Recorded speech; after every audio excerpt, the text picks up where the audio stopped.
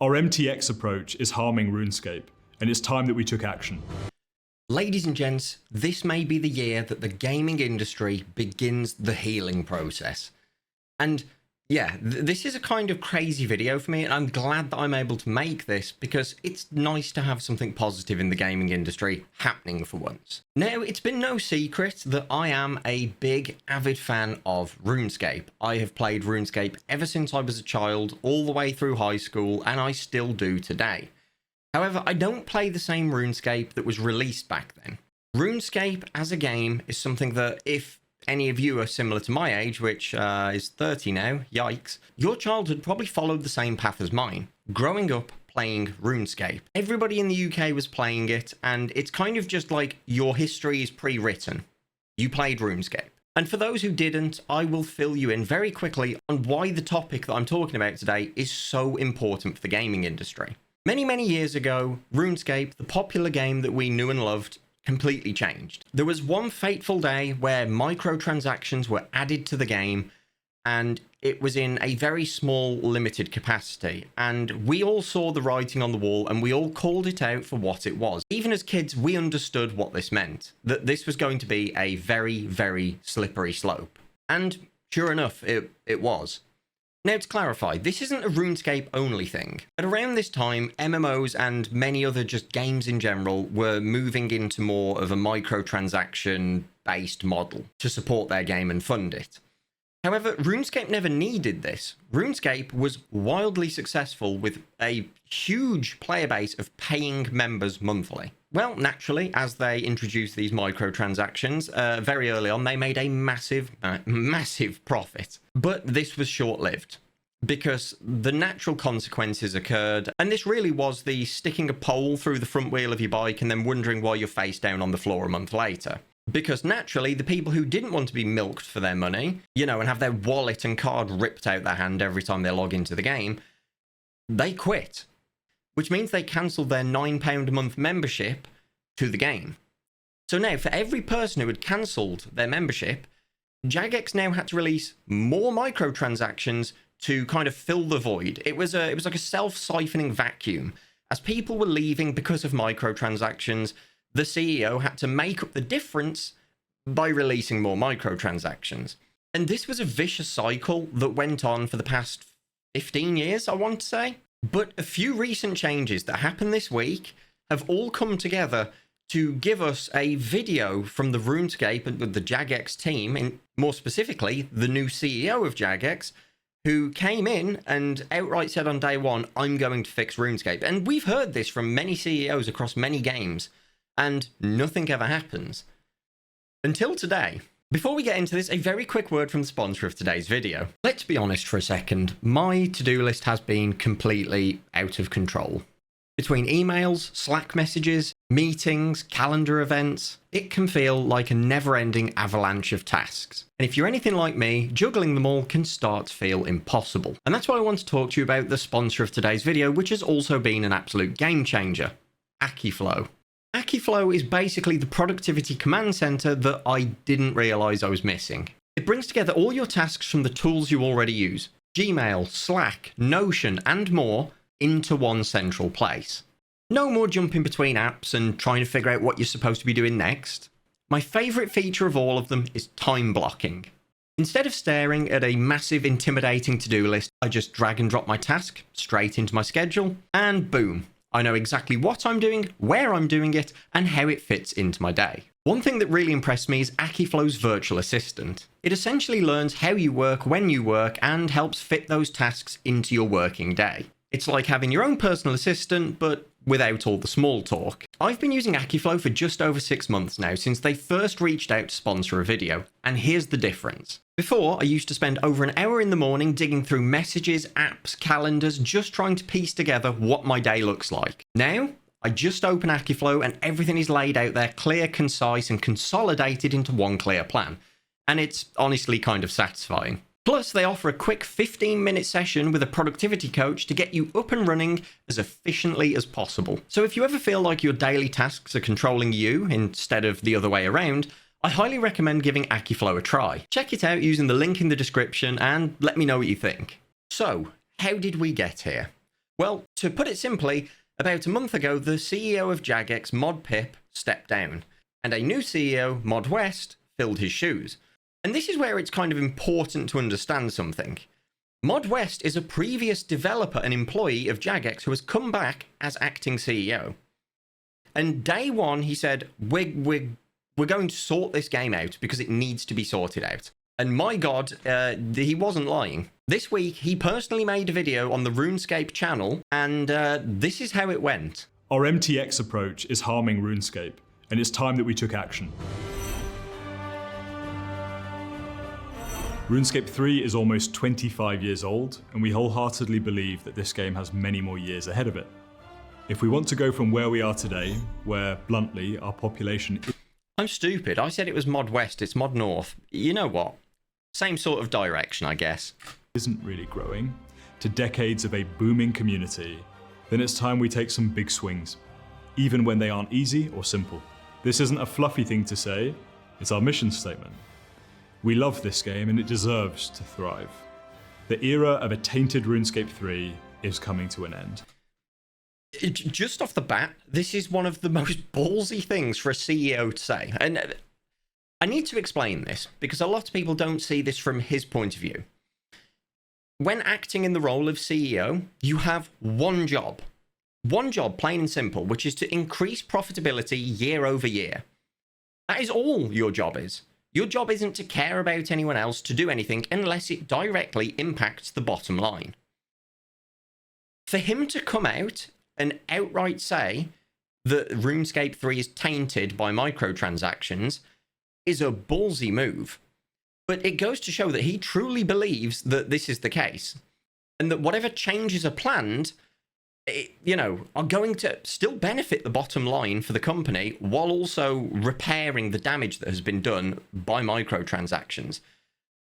Which, this is something that we as players have known for the longest time. Make a good game, offer the subscription to play it, people will pay for it. They will. People would rather pay a higher subscription fee monthly for a game if it means that it's not this tainted experience that is just trying to milk you. Why would you choose to be milked? You know what, actually, don't answer that. Let's just carry on with the video. When our work is done, we want every single player to feel the same ownership that we've fostered so well in our approach to old school. There are many areas of the game that require real change, but the area we're talking about specifically today is our approach to microtransactions. Now, I know that a lot of you know the story of what happened with RuneScape and why he just mentioned old school. I made an entire video on it called The Death of RuneScape, and I would highly recommend if you want more info on this, because it is a fantastic story of a rising up, a failure, and then a rising from the ashes like a phoenix. It's fantastic, the story. Well, essentially, the microtransaction problem got so bad in conjunction with a very unpopular update that the community almost unanimously put their foot down and said, we're done. Like, we are done with this, and they quit. Now, a petition was started to bring back old school RuneScape with some caveats. They wanted the 2007 version of the game, they wanted absolutely no microtransactions, and they wanted every update that goes into the game to be polled with and it's currently now standing at every update that is suggested needs a 70% vote from the community, from the player base, for it to be added into the game. This means the community don't get updates that they don't want. Obviously, that's not the case for everyone, you know. The 30% that may not vote for an update don't want it, but it gets in because the majority do.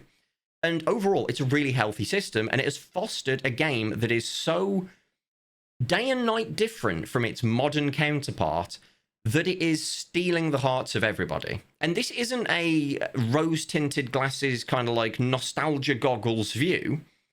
It is objectively a better game.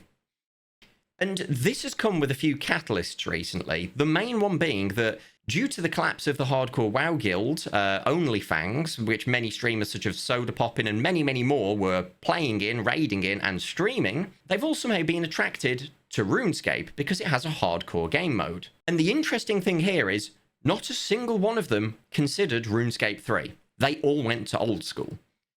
Bear in mind, all of these players that are used to graphically beautiful games, WoW as an example, have the option of a very WoW-like looking game, RuneScape 3. But they went to old school. They went for the option that looks like something your cat coughed up on a rug. And the reason is RuneScape 3's beautiful graphics don't make up for the absolute abomination that is the MTX marketing, the MTX business model. It got so egregious that I myself run a clan in old school RuneScape. Old school RuneScape is basically a refuge for all ex-RuneScape 3 players.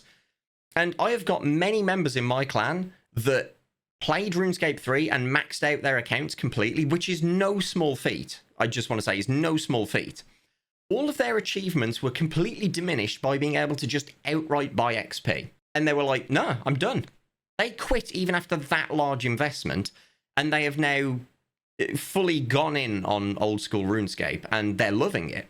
And the thing is, these streamers are coming over to old school RuneScape now, and they're finding out just how charming and pure the game is. Like, a few of them were surprised when they realized there are no microtransactions at all. Like, none. You can buy bonds in the game, which allow you to basically transfer membership as an item between players, identical to the WoW token, which no one really had a problem with because it combated gold farmers.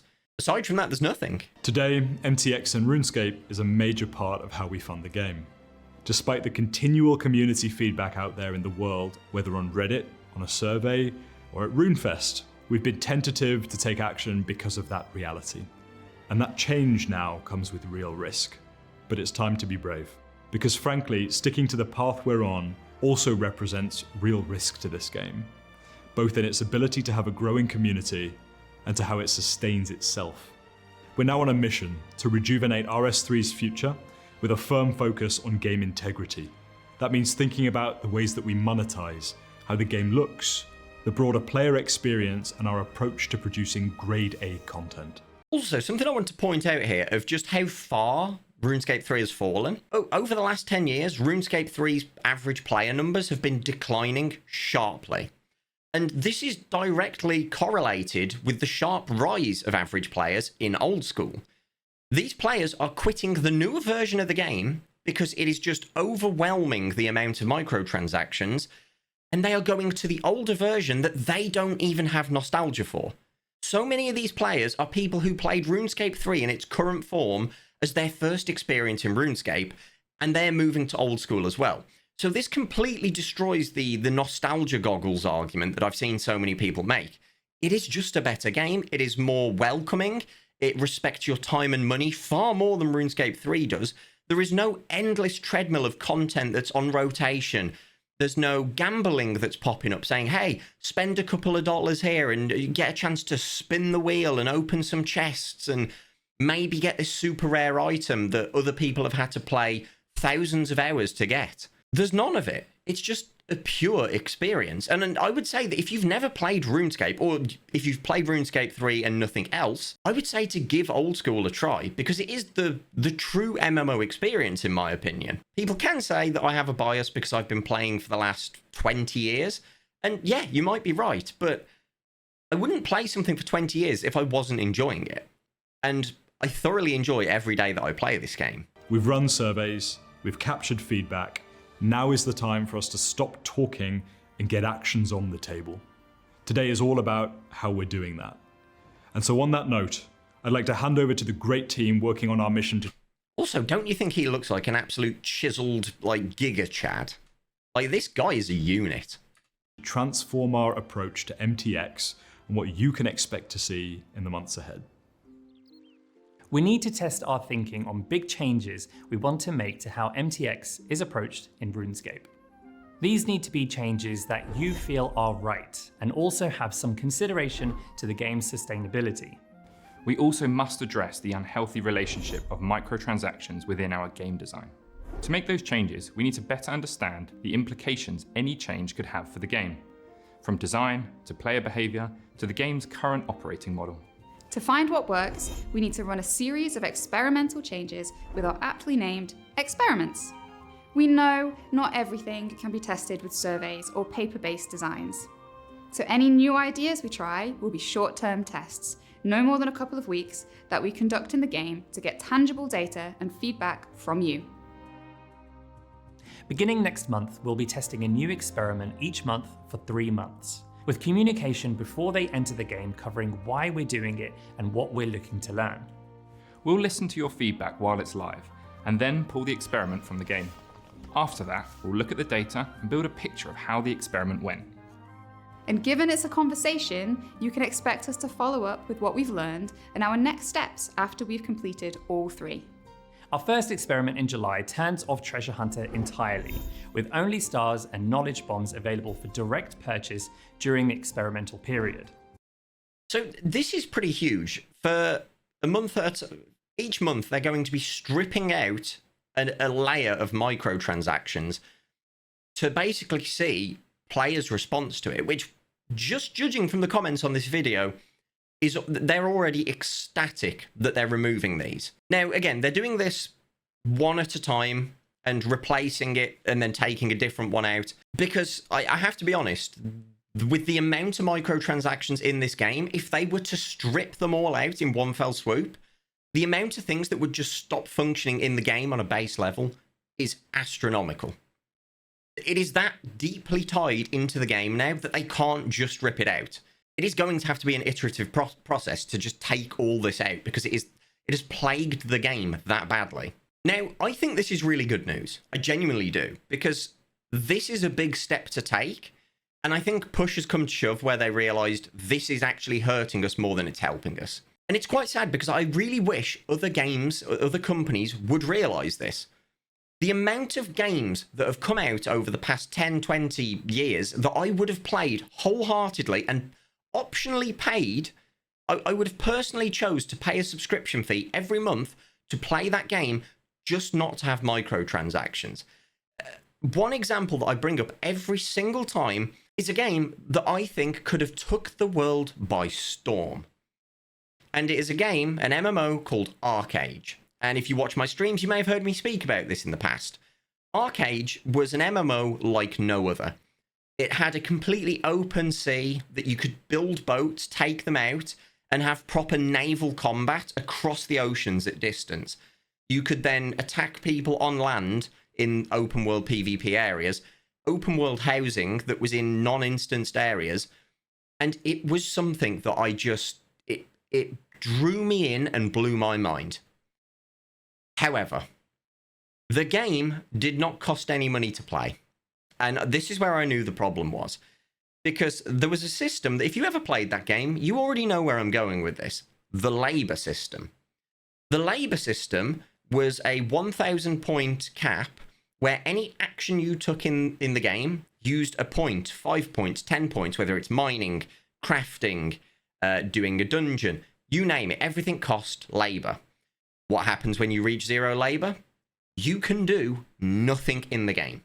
You have to sit there like a potato, logged in or logged out, and just wait for it to regenerate over a 24-hour period. Essentially giving you 6 hours of gameplay and then 24 hours of downtime. And you might be thinking, well, that's very nice of them to promote a healthy life-game balance. No, absolutely not. Because to help you solve this problem that they had very intentionally put in place, you could buy labour potions, which would just straight up restore labour points. You were paying to play by the minute, by the hour, depending on what activity you wanted to do and how high intensity it was. This was an absolute deal breaker for 90% of the people that I know that quit this game. And it is a shame, because it was phenomenal. And that game went the way of the dodo, because people just weren't willing to put up with that BS. This reminds me of that John Riccitello, the CEO, who said game developers are stupid. We've got games like Call of Duty where, how about this, right? Imagine every time you want to reload your gun but you're out of ammo in the middle of a fight, there's a pop-up where you can just press enter and it'll take some money, you know, it'll take your credit card details and buy you more ammo so you can continue playing, because people will pay for that. Like, I can't believe he said that, but like, games are doing this. They're just min-maxing these dark patterns to get you to pay out of the nose for everything. And we're in a generation now where people are putting their foot down and they're not having it. Which means the games that are following this business model are dying out. But they don't care because they're getting their initial big influx of money from the whales, and as long as it pays off the game and then some, they don't mind that it dies a month later, and that's what we're seeing with every game that comes out. But RuneScape is the perfect experiment and case study.